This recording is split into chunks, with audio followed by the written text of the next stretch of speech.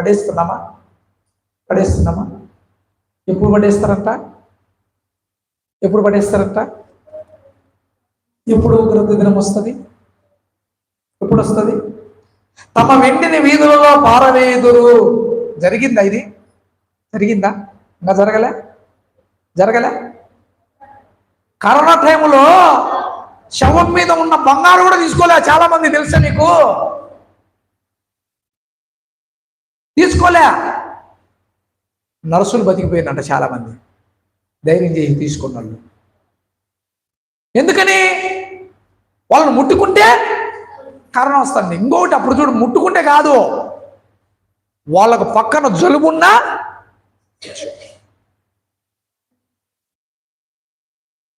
పక్కన ఇంట్లో కరోనా వచ్చిందనుకో, ఈ పక్కన నాకు పరిచయం వచ్చిందనుకో, వాంతో పాటి నన్ను కూడా తీసుకుపోయేవాళ్ళు.